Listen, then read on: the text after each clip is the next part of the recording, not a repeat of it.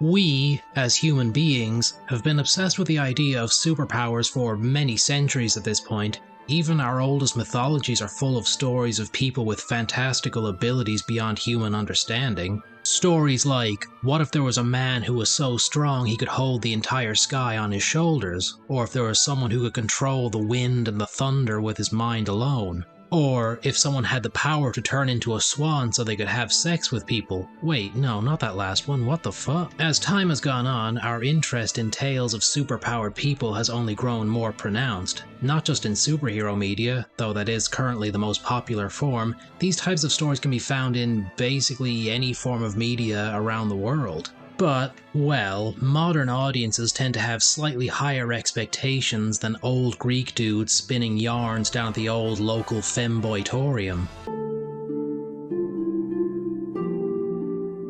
Oh yes, modern audiences tend to have high expectations for things like consistency and narrative weight. But from my experience, there's one superpower above basically all other superpowers that tends to casually shatter these things. If you happened upon this video without looking at the thumbnail or checking the description, then I'm of course referring to the power of super speed. Super speed, by its very nature, is just inherently overpowered and is certainly one of the most OP superpowers out there that writers the world over have had trouble balancing. I mean, it is technically trumped by abilities like omnipotence, but I kind of feel that should go without saying. There are those who would argue that abilities such as telepathy and other psionic abilities are more overpowered, but, well, I obviously disagree with that assertion. Nope, I'm never wrong. On paper, the ability to kill someone with your mind alone does sound incredibly powerful, but there are two factors that limit telepathy in my estimation compared to super speed. For one thing, writers have a good deal more freedom when it comes to imposing restrictions on telepathy. For instance, things like willpower or random technology that can disrupt such powers. I'm sure you're familiar with at least one story of a telepath getting laid out because someone thought too aggressively at them. Secondly, if you were to put someone with telepathy up against someone with super speed, odds are the guy with telepathy is going to be dead before he can form a single thought. Psychic powers aren't real.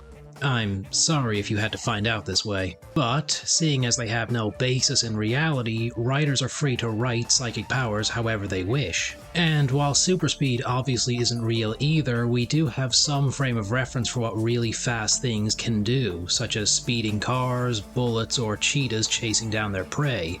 If Professor X gets knocked out by a psychic handjob, I'm not likely to react in any way, shape, or form, but if I see Quicksilver get beat up by some normal-ass guy without super speed, I'm gonna be calling shenanigans. So what, by my estimation, would make super speed more OP than, say, super strength? Well, for that we're going to need to have a bit of a practical example to work with. No! Anything but that! Mr. X was a roaming enemy from Resident Evil 2 Remake. I'm sure at least some of you have some recollection of the memes from back then, but for anyone who's not familiar, allow me to summarize him a little bit. His whole gimmick as an enemy is that he would relentlessly hunt down the player character of Leon, and no matter what weapon you used on him, he would always get back up shortly thereafter, essentially making him invulnerable. He hit like a truck and had the bodily proportions of one too. However, he was locked into a brisk jogging speed, and so, for all his strength, a savvy player could still just outmaneuver him or use the environment against him. So, why can't Mr. X just pull Leon's glorious mop of hair off in one fell swoop? Because Leon can outrun him. Cool and good. You don't need to overthink it too much. But what if I were to purchase fast food and disguise it as my own cooking? But what if, hypothetically, Mr. X didn't jog after Leon all the time? What if he constantly chased him at a full sprint? Or what if Mr. X was faster than Leon? Suddenly, it becomes a lot harder to explain or justify Leon surviving Mr. X for any length of time. You can have all the cunning and strategy in the world, and it doesn't really matter if the other guy is so much faster than you that he can kick the shit out of you in the blink of an eye. I've yet to meet one that can outsmart Bullet. For anyone who may not be familiar with any online debating circles, this is what is commonly referred to as a speed blitz by such groups. And it is, quite commonly, the factor that determines many such who would win arguments.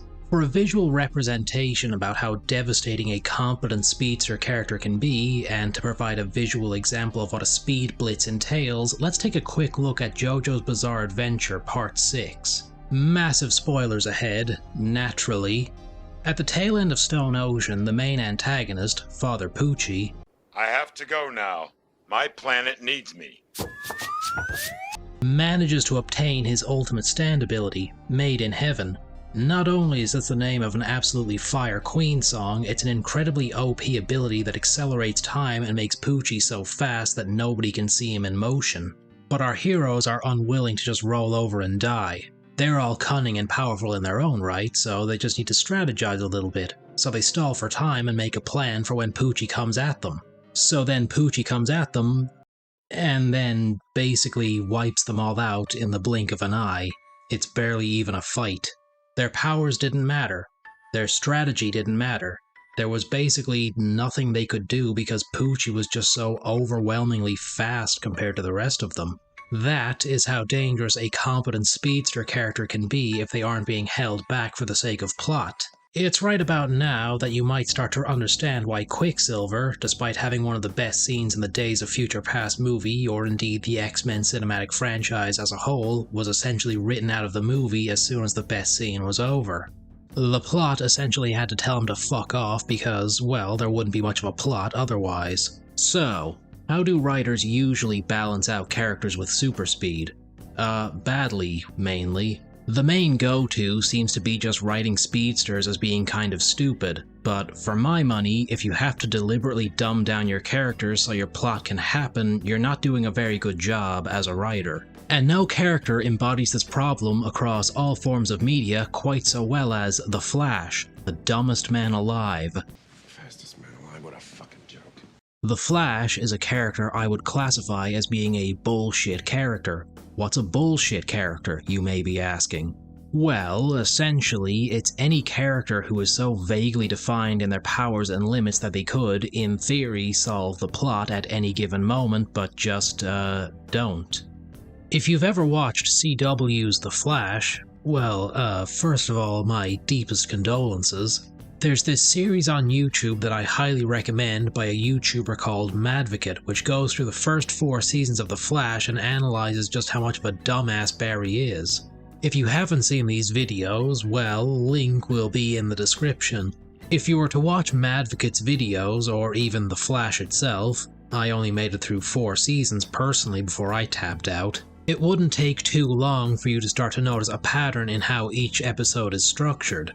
A new bad guy appears and shows off their powers. Barry arrives to stop him, and then Barry ends up getting punked by something he should have been able to effortlessly dodge. And then the bad guy runs away, even though there's really no logical reason for most of them being able to escape a man who can run faster than the speed of sound.